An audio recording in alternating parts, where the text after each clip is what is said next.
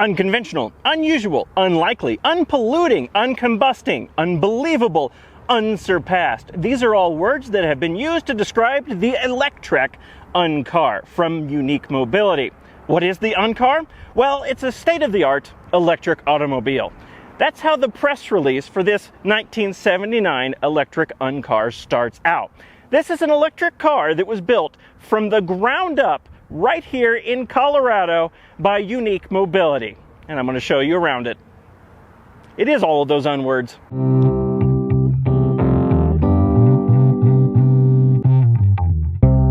Okay, getting in the Electrek. This is quite a difficult car to get into because despite having conventional doors, it has the door sills of a gullwing car. I just pulled the door panel off a little bit, but no worries. It's smashed in between the door and the seat, so it's going to stay in place. Where's the seat belt? Like I said, this is a 1979 Electrek Uncar, and it was built and developed from the ground up by a company here in Colorado called Unique Mobility. They built Electreks from 1979, the year this one was made, to 1982. In total, they made roughly 35 to 50 Electreks. No one's really sure how many they made. And this one says VIN number 1 on it. Whether or not this is the actual first Electrek is disputed and really not known. This could just be the first panel van. They made these in panel van form, they made them in hatchback, and they made them in 2+2. This one obviously is the panel van.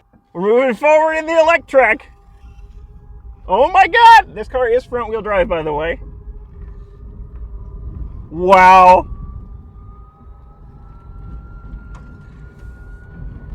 In the press release for this car, it's referred to as the Electrek Uncar made by Unique Mobility. But nowhere on this car does it say Uncar. It says Electrek all over the place, and it says UM all over the place. It even has UM embossed onto the fiberglass hood, but it doesn't say Uncar anywhere. The owner of this car tells me that that was just sort of a failed marketing exercise and they didn't actually stick with the Uncar name. According to the press release, this is a front-wheel drive vehicle with acceleration from 0 to 30 in 9 seconds, with a top speed of 75 miles an hour and a range of 100 miles at a constant speed of 40 miles per hour. So a range of 100 miles might be a little bit difficult to achieve unless you're on a test track going 40 miles an hour the entire time. And it doesn't feel slow until you get to 20 miles an hour, and then it feels substantially slow.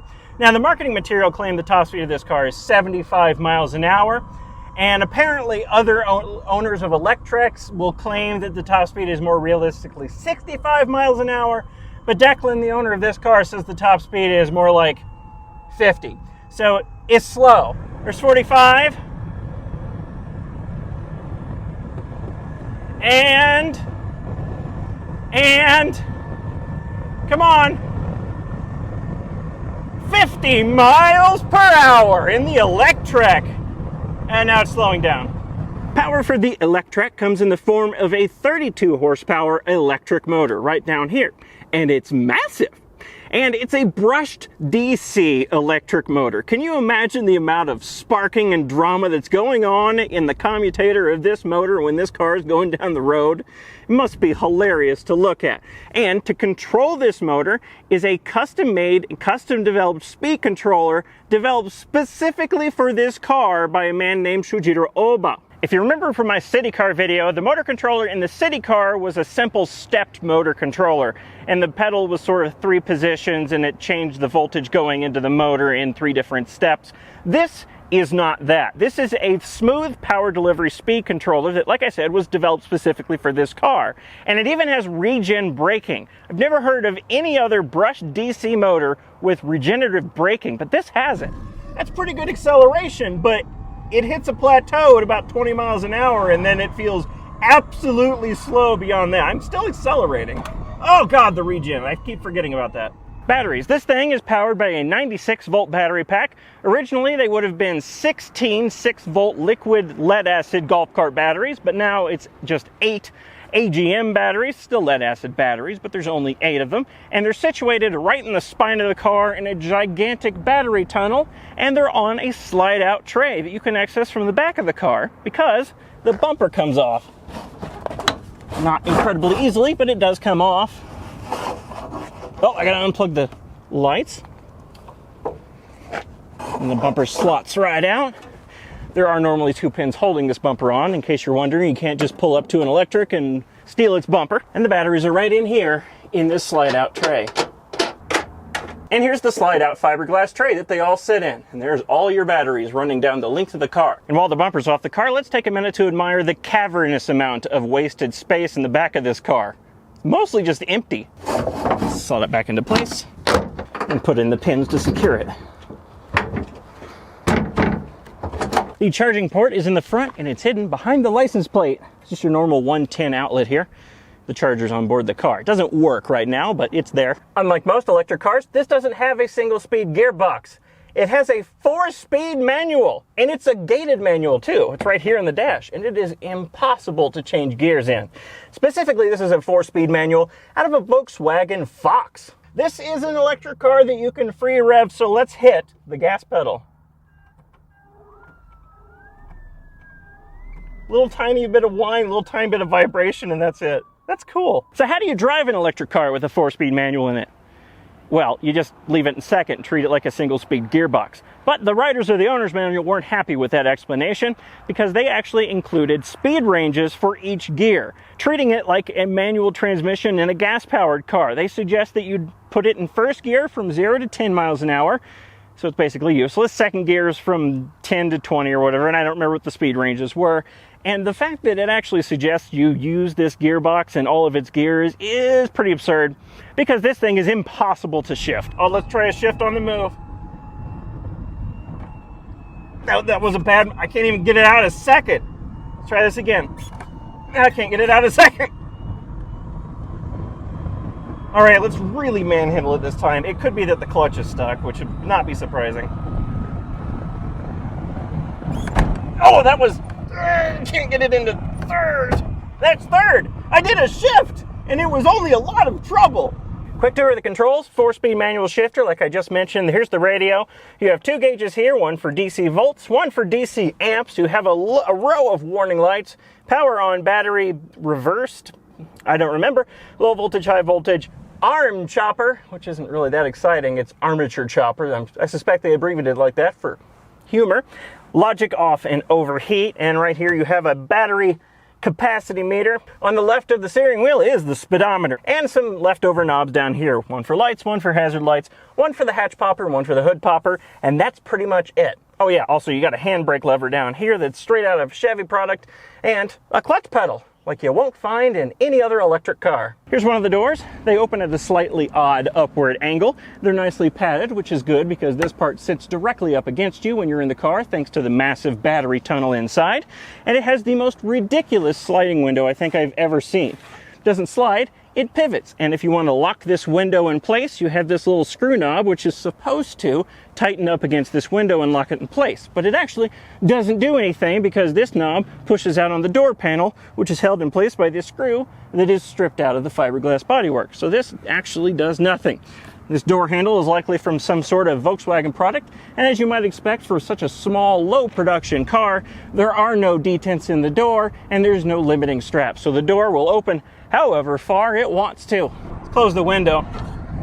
It's such a strange, oh, it doesn't seal at all, does it? There's like a 1/4 inch or maybe even a 1/2 inch gap between these 2 panes of glass. I bet this thing would be atrocious in the wintertime. Now this car was designed and built by Unique Mobility from the ground up. So the fiberglass bodywork and the frame and everything is all custom, but a lot of the parts on the car are just a total mismatch from random other cars. For instance, the front windshield is from a Chevy Monza. The rear taillights are also from a Chevy Monza. The steering column and stalks, they're from a Volkswagen product of some sort. The front and rear axle, those are from a Volkswagen Rabbit. The transmission is from a Volkswagen Fox. This sunroof is from a Triumph TR4 Special Edition. So it's probably going to be swapped out at some point because good luck finding another one of those. The hatch glass is not only from a Mercury Bobcat, but it still says Mercury on it. They couldn't be bothered to rebrand it. The key is another example of that. This is the key that came with the car. This Volkswagen key came with the car. The floor mats say GM on them. It's just a collection of random parts from random other cars, as you would expect from a tiny startup car company. Oh, Jesus. Never done that in an electric car before, that's for sure. What was that about? I have to tell you about the heater in this car. Well, actually, it doesn't have a heater, but it does have a window defroster. It's a hairdryer. No, I don't mean it looks like a hairdryer or it has the same power output as a hairdryer. It's a literal hairdryer that's bolted under the dash and hooked up to some ductwork that blows air, hot air, at the window. A literal hairdryer. It still has the original branding from 1979 era Gillette on it. And the power cord has been hacked off and it's hooked up directly to the battery pack. Apparently they were required by law to put a window defroster on this car, and that's the route they picked. We gotta try out the hairdryer. Turning it on now. There's a hairdryer under the dash. Oh my God, the hairdryer speeds up and slows down with the throttle. More throttle, less hairdryer. Less throttle, more hairdryer.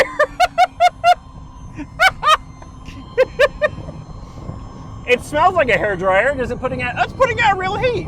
That seems like it might actually work. There's only 2 vents up there and it's not exactly spread, but it might melt snow in a couple spots. Let's turn that off. Open up the Mercury branded Ford Pinto hatch and you can see a very large flat load bay. Yes, the hatchback is quite cavernous, but this thing makes horrendous use of space. This floor is incredibly high, much higher than it needs to be. These wheel arches are fake. Underneath them is nothing, just big open space. You saw from behind the battery tray how much wasted space there is around the sides of the battery tray. The only part of this back that isn't wasted space is right underneath here where the battery tray is. Everything else is just an empty void underneath this floor. Horrific use of space. Styling. We have to talk about styling. One of the downsides of designing a car from the ground up is designing a car from the ground up. You have to decide how it looks. Clearly, we'll see how that went. According to their press release, this is what they had to say. The styling of the vehicle took into consideration not only eye appeal, but also configuration and profile. Corner radii and roof corners were designed to enhance aerodynamics. The flat, smooth bottom with a minimum of protuberances contributes significantly to the low drag of the vehicle, etc., etc. They had all that to say about this car. It looks like it has bags under its eyes and its pants are falling down. I hesitate to call it hideous, but it is really goofy looking. But I'll give them credit where credit is due. A lot of electric car companies have tried to start and failed, and they've tried to start with existing cars. They started from nothing. They built this car from the ground up to be an electric car, and they made it. They made about 50 of them. So they succeeded at least on some level. Let's try a downshift. Let's rev match an electric car. Let's do this. I did it! I did it! God! That shifter's horrible. So why did Unique Mobility develop a car from the ground up instead of starting with some sort of existing platform? Well, the press release addresses that, and here's what they have to say. They considered converting a gas-powered vehicle, a regular car, to the electric mode. However, they discarded the conversion approach as improper. That's it. So basically, they wanted to. You know, this car, I would imagine, does have pretty high carbon emissions, but it's from the brushes on the motor. It's pretty easy to look at this Electrek here and understand why they didn't make or sell very many of them. That is until you remember the city car also existed. It was built and sold around the same time period as this thing, and it was built way more horribly than this is. This is a step above the city car on so many levels. It's got a proper speed controller. On the inside, it feels like an actual car. It can do well more than 25 miles an hour, but yet the city car, they made several thousand of them that people actually bought, and this, they only made 50 or so. Why? I'll tell you why. There's actually a pretty easy explanation. When the city car was new, it cost roughly the same as a Volkswagen Beetle. When the Electrek was new in 1979, it cost $25,000. In today's money, that's $82,000 for this. An electric car that looks like an AMC Pacer was described over the phone and they left some windows out and built it using junkyard parts. Horrendously high price tag, but they designed and built the car from the ground up, and that's what it costs to do such a thing. As far as the interior goes, I was surprised how nice it is in here. It's got a proper glove box, slightly squeaky one. The seats are nicely finished. The doors are nicely finished in this padded material, which is good because you're right up next to the doors, and there is no mistaking where the batteries are in this car. This massive battery tunnel fills up most of the interior space. During the development of this car, they had some outside investment help, as you would expect from any car company. One of the investors was Carroll Shelby. That Carroll Shelby. Apparently, he wanted them to develop an electric car that go from 0 to 100 back to 0 again in 10 seconds. Obviously, his goal was not achieved at all, but his name is now in the history and linked with this car. This car. Obviously, the Electrek was a total failure of a car. They only made like 50 of them. They were absurdly expensive. They were built rather poorly. You couldn't use it as an actual car, and no one bought them. But you might be surprised to learn that Unique Mobility, the company that built this car, was far from a failure. After the Electrek, Unique Mobility went on to develop their own brushless electric motors in-house. Apparently, at one point, they even retrofitted one of these in-house developed motors back into an Electrek just as a test bed. They never sold it or anything, but it probably made the car substantially better. Anyway, they continued development of brushless electric motors well on into the future. At some point, Unique Mobility changed their name slightly from Unique Mobility to UQM, which is a name you might recognize because that is a motor supplier for the likes of BMW, Audi, Rolls-Royce, Coda, and even Boeing for an electric aircraft. They're doing quite well now. In fact, a couple of years ago, UQM technically doesn't exist anymore because they were bought out by a mega conglomerate called Danfoss out of Denmark. So the Electrek may not look like anything special, and really it isn't, but it carries some weight with it. This may be the first purpose-built electric car. It may also be the first car with regen braking. It has names associated with it like Carroll Shelby, and later on the company that made this powered electric aircraft for Boeing. It was a hydrogen fuel cell powered plane. This is Declan Cavanaugh. He is the owner and caretaker of this lovely 1979 Electrek, supposedly the only functioning Electrek in existence right now. He runs a website called uniquemobility.org where I got all the information for this video, and it's one of the only resources online for this car because it's really hard to find information about this. Not least because it shares a name with another electric car website. And that's it. Thank you for watching, and thank you to Declan for loaning us his Electrek for the day so you all can find out more about it. And thank you to my patrons for funding things like this, trips to exotic faraway lands like Colorado, so I can make videos about cars like this. The Whisper Pacer. See you next time.